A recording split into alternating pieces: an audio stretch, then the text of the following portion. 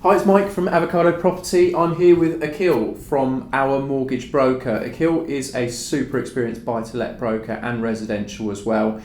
So we've taken some time to sit down and have a chat about what's happening in the market. So thanks for joining us, Akhil. Thanks, Mike. Thanks for having us. First question, very open question. It's been an absolutely mental busy week in the economy with various announcements from different mortgage lenders withdrawing, creating rates. How are you finding it and what's the demand? Yeah, well, I'm not going to lie. The last 3 months have been a bit of a whirlwind. We've had the initial restructuring of lenders pulling out of the market in March. They were looking after clients that wanted holiday payments. They wanted to ensure that their existing pipeline were managed and seen through to completion. April and May saw a lot of lenders refocusing, rejigging their criteria along with their products that they had ranges of. And that's both in the residential and the buy-to-let space. Then what we found was ending of May and June, what we found is a lot of lenders are now come back into the market. You have to remember this pandemic, this issue that we've got, it's not a bank issue, right? It's a virus issue, right? So it's totally different to what 2008 was, where banks had a liquidity issue. This is totally the opposite. Banks are very liquid at the moment. They want to deploy the cash, but they've got to do it in a responsible manner. So it's definitely not a bank issue. So what we found in June, sort of May/June, we found most of 98% of the lenders are back in the space in residential and buy-to-let lending. The valuers are now back out, which is great for the estate agents, people that are looking to buy properties, whether they're first time. And we've seen now a lot of, as I said, a lot of lenders are now back in the market, but they're coming back with the loan to values pre-COVID. So we had that Boris bounce in January, which was really, really good. The auction houses were full of people that were interested as investors to buy property. So we've now seen that cycle come back pre-COVID, and we had that Boris bounce in January. So as a mortgage brokerage and as an independent brokerage, to be honest with you, we haven't really seen much of a depression in our client base. Our business has been going up, and that's because we've worked with a number of referral introducers in the property professional capacity. And again, a lot of our clients are portfolio landlords, so they always need constant attention with regards to refinancing their portfolios. So what have you seen the demand for most? Is it first time buyers? Is it buy to let investors? Is it home movers? Yeah, so March and April saw a lot of our first time buyers and purchases going through the completion process, because they started in sort of January, February time frame during the year. So the purchases did cool off in March and April. Those months then saw a lot of attention being drawn towards remortgaging. So we had a lot of clients looking to capital raise through the last 3 months, and a lot of people have done that because those savvy seasoned investors see an opportunity through every recession. So we all know Bank of England's base rate, we had 2 sharp drops in March, so the Bank of England base rate is now 0.1. Which is phenomenal, it's unheard of.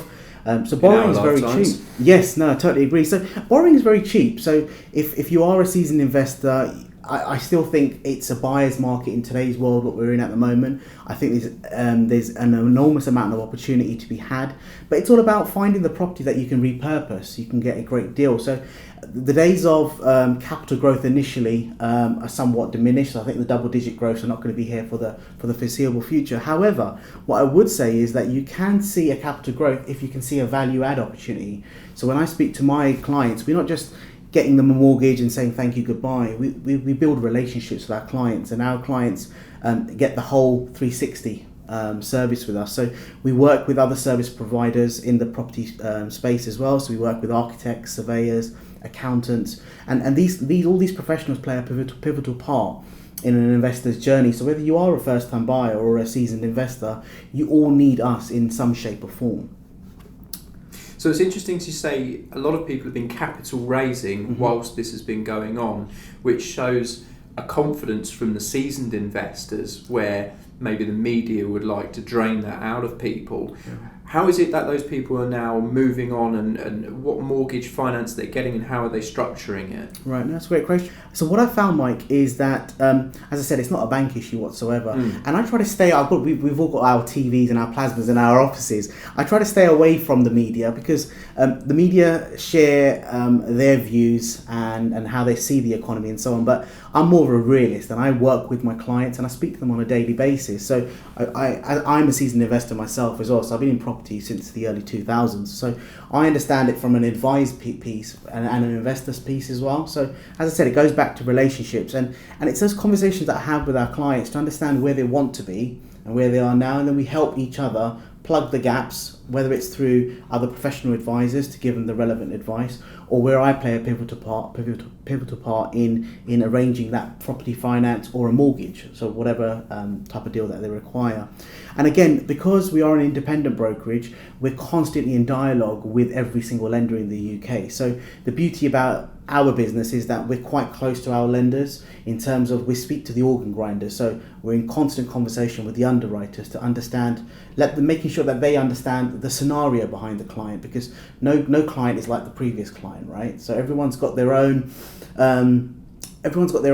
income streams. Everyone's got their own, maybe a bit of credit defaults in the background. They've got multiple properties in the background. There may be high loan to values in their portfolio. So every client is different, but when we put an application together, the paper says one thing, but when we have that conversation with the underwriter initially, it paints a different picture. And that's the value in the broker, right? Is knowing their lenders, what they need to see and how they need it presented to them. Yes. in order to bring a deal together, rather than just being a website of a comparison of one's 2%, one's 2.25%, well, the 2% is the better loan. It's not always as it looks. No, I totally agree, Mike. And I have a lot of clients that have never used our service in the past. They say, well, I went onto this website and I can get it at 1 point something. Then I probe them and ask them a bit more questions relating to their property, their income, their credit profiles in the background. And I say, well, bearing in mind what you just told me, that 1 point rate is not applicable to you because of this. And then I inform them, have that more conversation and deep dive into their credit profiles, understand their backstory, where they want to be, and the property that they want to buy or refinance. So, comparison sites are great. They paint a great picture, which is nice and flowery and bright. But don't get me wrong, you may be able to get those eye-catching sort of headline rates, but there are more obstacles to get those rates. But never to say that we won't always strive to get you the lowest rates, because we'll always try to do that. But the key thing is we understand your circumstances, and then we matchmake you with the right lender. So we've had a direct question from one of our clients who is considering disposing of flats that they've owned for a number of years, leasehold properties, in order to reinvest in freehold, as they see that being a longer, more sustainable capital growth market for them because of the number of flats that have been bought. What would be your advice to them on how to structure a transaction like that? Okay, so there's a few points to that. So they own a few leasehold properties, and with leasehold properties, you've probably got service charge and ground rent. So that influences your bottom line, your net profits. You've got to factor in those costs, and then depending where they are in terms of how long they've got left on their lease, that could be another issue. So a lot of mortgage lenders need at least 75 years unexpired lease to arrange a mortgage on. Now, depending on where they are in that lease term, it could be quite a costly exercise to extend that lease out. So these are the conversations that I'll be having, the pre-questions.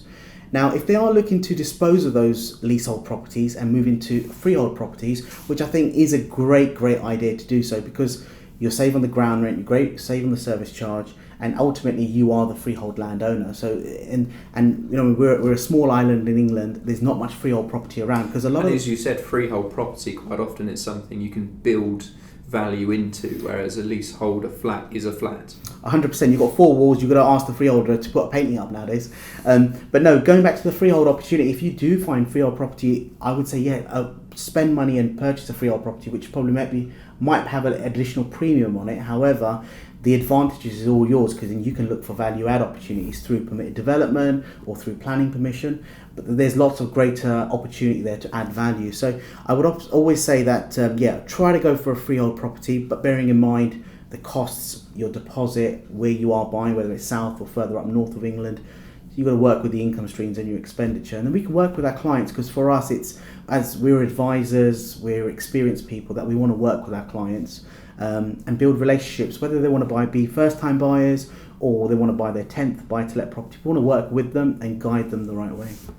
So with those sorts of people who have owned property for maybe 10 or 15 years, traditionally you would buy that buy-to-let property in your own name. Mm-hmm. So over the last couple of years, with Section 24 tax relief being pulled from a lot of landlords where that was a massive advantage, how would you see the future looking for those people? How would you advise them to structure a purchase? Okay, great question. So, as you touched on, Mike, Section 24 came about 4 years ago.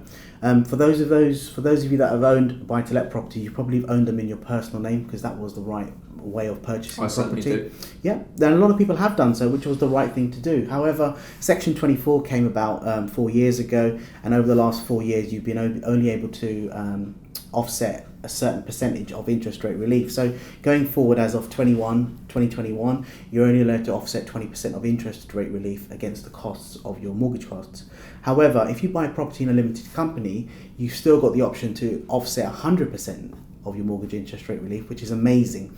So a lot of clients do come to us to say, we're looking to buy our first buy-to-let, or we own 4 buy-to-lets in our personal name, we want to buy a 5th one. What would you advise? Now, we are mortgage brokers, we are qualified mortgage advisors. However, what we always do, the first key thing is that they speak to their accountant, or if they haven't got an accountant, we refer them to our trusted partners. And then that accountant will then deep dive into their personal circumstances, whereas they could be employed, are they high rate taxpayers, are they basic rate taxpayers, are they self-employed, where they are on that tax banding schedule, and then bearing in mind their existing portfolio where they sit in as well. Now, just to give you an indication, now we're sort of 4 years into Section 24. There's about 40 odd buy-to-let lenders out there in the market currently, of which 20 odd now lend in the limited company space, and that's been growing year on year on year. So you can also see the trend of people how they're buying property. So to give you an indication, we've been in the business for quite some time. We probably say around 6 out of 10 buy-to-let purchases we're doing are in a limited company space, and the simple reason is because of the offset of the interest rate relief and the beneficial for tax purposes. But again, please do refer to your accountants or a recognised tax advisor that can give that client the advice that they need in that piece. Okay, so lastly, where do you see the future going? It's all a little bit uncertain now, but if we're looking 3, 6 months, 12 months into the future, yeah. What's your advice to clients who are looking at refinancing, raising capital, or potentially buying more property? My advice is quite simple. It's you've got to understand property is always a long game. You know, I think the days of buying property on a Monday and selling on a Friday to make a quick cash roll those days have somewhat disappeared now. So you've got to look at the long game, but again, you've got to look for property that are cash flowing. You've got to ensure that the property washes its own face, that pays for its own mortgage payments. You know, it takes care of any voids, takes care of the maintenance, takes care of management fees, for example, if you're letting it through an estate agent. So you've got to ensure that it cash flows very well. It's got a healthy yield on it. Depending on where you are buying, whether it's the south, where the yields are sort of 2, 3, 4, 5, 6%, whereas other properties sort of further up north, there's 5 to 10% yields. And again, we can deep dive into in our forthcoming videos around HMO buy-to-let properties where the yields are far more greater, but the maintenance of those properties in terms of speaking with the tenants, because you're dealing with 5 unrelated tenants, for example, the maintenance and the upkeep somewhat more laborious. So you've got to factor in these sort of questions to yourself when you buy these properties. But I think the future is definitely bright. There's no two ways about that. I think the UK, as we all know, there's a housing shortage. So the demand is much greater than the product that we've got readily available. So I would always tell our clients to negotiate, find the right property. Don't just think the first property that you find is the right deal. Negotiate, look for comparables, see what it was sold for.